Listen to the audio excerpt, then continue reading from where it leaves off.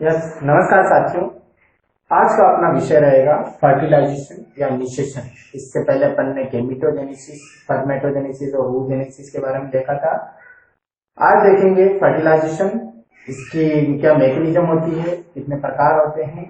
उसके अलावा कुछ और जो टेक्निकल वर्ड्स होते हैं, परिभाषाएं होती है, वो भी इसमें आएगी, जैसे कैपेसिटेशन है, फर्टिलाइजिंग, एंटी फर्टिलाइजिंग है, एंटी मिक्सिस है। इन सारे के ऊपर एग्जाम में क्वेश्चन आते हैं, उनके आंसर आज अपन देखेंगे। तो शुरू करते हैं। Fertilization. What is fertilization? Fertilization का मतलब होता है fusion of haploid male and female gamete, यानी fusion of sperms and ova is known as fertilization. शुक्राणु और अंडाणु का आपस में मिलना, जिससे एक द्विगुणित जायगोट का निर्माण होता है, फर्टिलाइजेशन कहलाता है। तो ये तो हो गई परिभाषा। साइट ऑफ फर्टिलाइजेशन, फर्टिलाइजेशन होता कहाँ है? तो साथियों, फर्टिलाइजेशन जो होता है, अगर एक्सटर्नल फर्टिलाइजेशन है जो आगे देखेंगे, तो वो आउटसाइड बॉडी है, तो वो वाटर में होगा, फ्रेश वाटर या मैराइन वाटर। और अगर वो इंटरनल फर्टिलाइजेशन है तो फीमेल की बॉडी में होता है। और फीमेल की बॉडी में एक शब्द में बोले तो ओविडक्ट या फैलोपियन ट्यूब में होता है। फैलोपियन ट्यूब के भी एम्पुला पार्ट के अंदर, एम्पुला पार्ट के पास में फर्टिलाइजेशन होता है। तो आपको जब क्वेश्चन आता है कि where the fertilization occurs in mammals, तो आपको बताना है ampulla isthmic junction of fallopian tube. Ampulla isthmic junction of fallopian tube.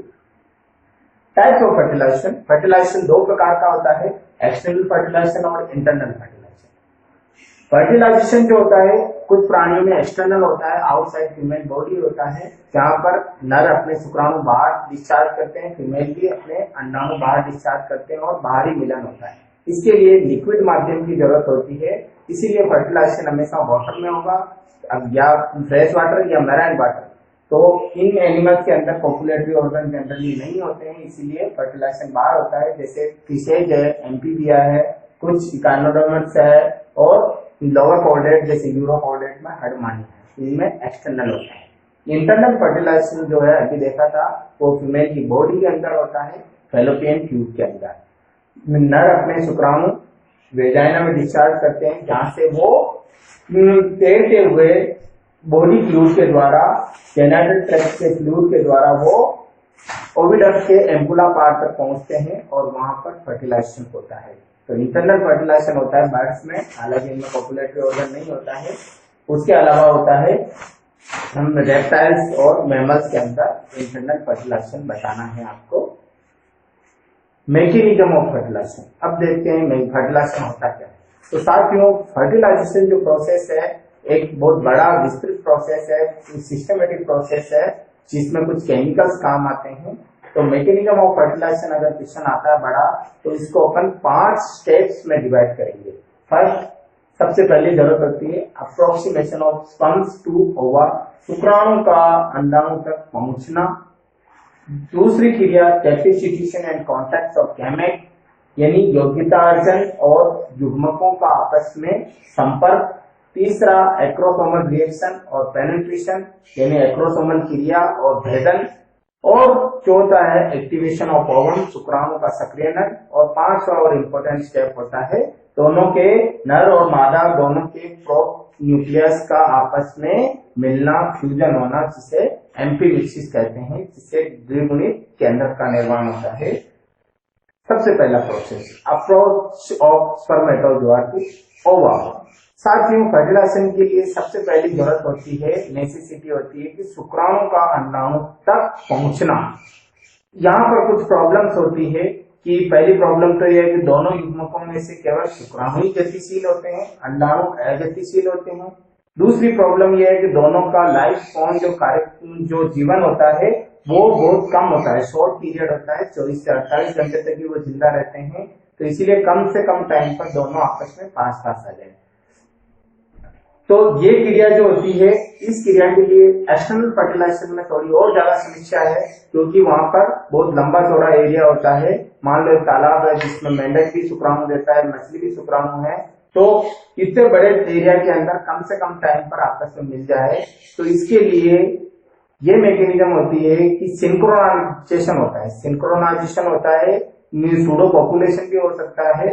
तो दोनों मेल और फीमेल दोनों एक साथ एक ही समय पर एक ही स्थान पर गैमेट्स डिस्चार्ज करते हैं। आपको इसमें क्या लिखना है, मेल और female discharge their gametes at one place at a one time. दोनों नर और मादा दोनों अपने युग्मक एक साथ एक स्थान पर एक ही जगह पर एक ही समय पर डिस्चार्ज करते हैं, जिससे वो आपस में पास पास पहुंच जाए। पहली जरूरत होती है पास पास पहुंचने के लिए। इंटरनल फर्टिलाइजेशन में आपको बताना है कि इंटरनल फर्टिलाइजेशन में समस्या कम होती है, क्योंकि मेल अपने शुक्राणु डायरेक्ट फीमेल की वेजाइना के अंदर डिस्चार्ज करता है, इसलिए बहुत कम रास्ता तय करना होता है। तो इस प्रकार शुक्राणु अंडाणु तक पहुंच जाते हैं। यहाँ पर सेमिनल फ्लूइड का जो है वो शुक्राणु को तैरने में काम आता है। उसके अलावा जो फैलोपियन ट्यूब और यूट्रस की जो पेरिस्टाल्टिक मूवमेंट होती है, क्रमांकुचन गतियां होती है, उसके द्वारा भी शुक्राणु आगे मूव करता है। दूसरी सबसे महत्वपूर्ण चीज है कैपेसिटेशन या योग्यता अर्जन। योग्यता अर्जन का अगर छोटा क्वेश्चन आता है इसमें what is capacitation a type का, तो उसमें बताना है the sperms of a particular species can fertilize the ova of same species. एक जाति विशिष्ट के शुक्राणु उसी जाति के अंडाणु को निषेचित कर सकते हैं। निषेचित करने की जो क्षमता होती है उसे कैपेसिटेशन कहते हैं। कैपेसिटेशन जो होता है इसका मतलब होता है physiological maturation of sperms for fertilize the ovas. तो कैपेसिटेशन जो प्रोसेस होता है ये फीमेल के जेनिटल ट्रैक्ट में होता है। उसके अलावा फर्टिलाइजेशन जो कैपेसिटेशन जो होता है वो केमिकल्स के द्वारा होता है। साथियों, पहली चीज होगी कि शुक्राणु अंडाणु तक पहुंच गए तो ये निश्चित करना होता है दोनों एक ही जाति के हो, है ना, दोनों एक ही जाति का होगा तभी फर्टिलाइजेशन होगा। तो इसके लिए कुछ केमिकल्स काम आते हैं जो आपको लिखने हैं एग्जाम में। जो ओवा होता है वो सीक्रेट फर्टिलाइजिंग, एक ग्लाइकोप्रोटीन प्रोटीन सीक्रेट करता है जिसे फर्टिलाइजिंग कहते हैं। इसी प्रकार स्पर्म्स के द्वारा कौन सा केमिकल सीक्रेट होगा, एंटी फर्टिलाइजिंग। फर्टिलाइजिंग और एंटी फर्टिलाइजिंग दो केमिकल सीक्रेट होते हैं। बोथ आर स्पीसीज स्पेसिफिक, दोनों जाति विशिष्ट होते हैं। एक जाति के फर्टिलाइजिंग उसी जाति के एंटी फर्टिलाइजिंग को ग्रहण करेंगे तभी आगे की क्रिया होगी। तो ये कैपेसिटेशन के अंदर आपको फर्टिलाइजिंग और एंटी फर्टिलाइजिंग दोनों वर्ड्स लिखने हैं। फर्टिलाइजिंग खोज एफ.आर. लिली ने की थी, एंटी फर्टिलाइजिंग शब्द बैलेंस्की ने दिया था, ये भी आपको याद रखना होगा। उसके बाद तीसरी चीज होती है एक्रोसोमल रिएक्शन ऑफ पेनिट्रेशन। जब दोनों पास पास आ गए और ये भी कंफर्म हो गया दोनों एक ही जाति है, तो तीसरी समस्या क्या होती है कि अंडाणु जो होता है वो अंडावरणों के द्वारा घिरा होता है। अंडावरणों के बारे में अपन ने पहले पढ़ा था। तो अंडावरणों के द्वारा घिरा होता है, जैसे स्तनधारी प्राणी में जोना पेल्विसेटा होती है और कोरोना रेडिएटा होती है। अब शुक्राणु को अंदर प्रवेश करने के लिए इन अंडावरणों को गलाना पड़ेगा, तोड़ना पड़ेगा। तो पेनिट्रेशन जो होता है वो एक्रोसोम के द्वारा होता है। इसके लिए शुक्राणु के पास क्या होता है, शीर्ष पर एक टोपी नुमा संरचना होती है जिसे एक्रोसोम कहते हैं। एक्रोसोम के द्वारा कुछ लाइटिक एंजाइम सीक्रेट होते हैं जिन्हें क्या कहते हैं, स्पर्म लाइजिन्स। स्पर्म लाइजिन कहते हैं जो एसिडिक प्रोटीन्स होती है, ये अंडाणु की झिल्लियों को गला देते हैं। और स्तनधारी प्राणियों के अंदर एक एंजाइम का नाम बताना है आपको, हाई एल्यूरोनिडेज। हाई एल्यूरोनिडेज एंजाइम याद रखना है कि एक्रोसोम हाई एल्यूरोनिडेज एंजाइम सीक्रेट करता है जो क्या करेगा, जो कोरोना रेडिएटा की जो कोशिकाएं होती है जो हाई एल्यूरोनिक एसिड से चिपकी रहती है उसको गला देगा और अंडाणु अंदर पहुंच जाएगा। हाई एल्यूरोनिडेज किस पर काम करेगा, हाई एल्यूरोनिक एसिड पर। एंजाइम का नामकरण सबस्ट्रेट के आधार पर किया जाता है। तो सबस्ट्रेट हाई एल्यूरोनिक एसिड जो कोरोना रेडिएटा की कोशिकाओं के द्वारा चिपका रहता है, इसके ऊपर एंजाइम काम करता है हाई एल्यूरोनिडेज। तो इस प्रकार आपको ये शब्द बताना है हाई एल्यूरोनिडेज। चौथी चीज होती है एक्टिवेशन ऑफ ओवम।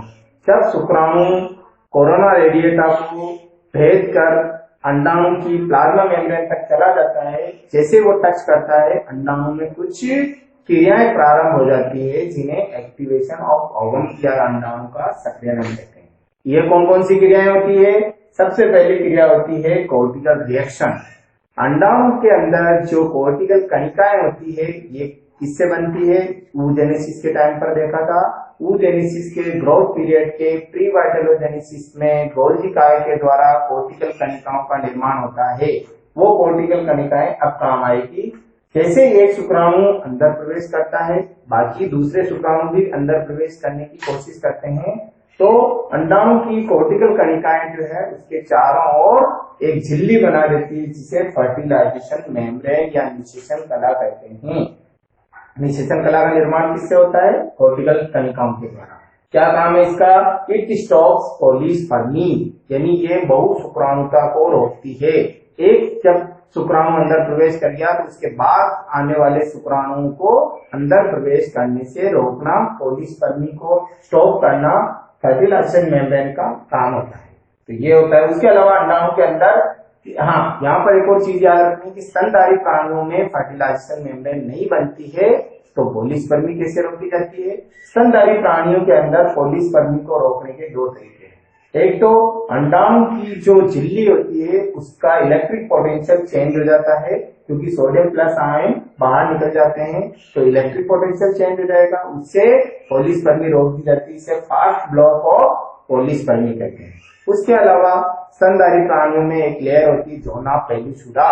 वो जोना पेलुसिडा जो होती है वो पॉलीस्पर्मी को रोकती है। इसे स्लो ब्लॉक ऑफ पॉलीस्पर्मी कहते हैं। तो दो प्रकार से पॉलीस्पर्मी को रोका जाता है, फास्ट ब्लॉक इलेक्ट्रिक पोटेंशियल के द्वारा, स्लो ब्लॉक जोना पेलुसिडा के द्वारा। जोना पेलुसिडा की जो झिल्ली होती है उसमें शुक्राणु चिपके रहेंगे, उनको ये दूर स्प्लिट होकर दूर फेंक देगी। ये Z1, ZP1, ZP2 ऐसे बनती है, इसे जोना रिएक्शन कहेंगे। तो आपको ये पॉलीस्पर्मी के बारे में रोकने के तरीके बताने हैं। उसके अलावा अंडाणु के अंदर और चेंजेज होता है।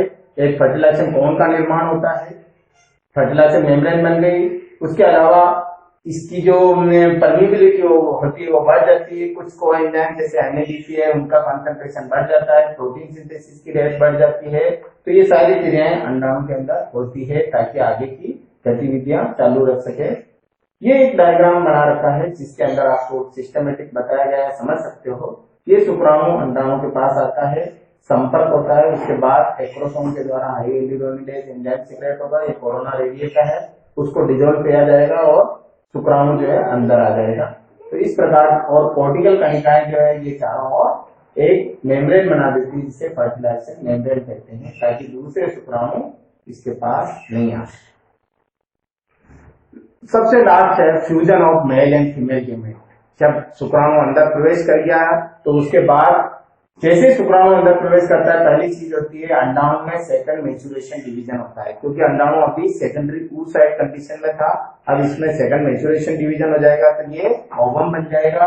उसके अलावा जैसे शुक्राणु अंदर प्रवेश करता है, शुक्राणु 180 डिग्री पर रोटेट होगा, घूमना, ये वर्ड यूज करना है, 180 डिग्री पर रोटेट होगा।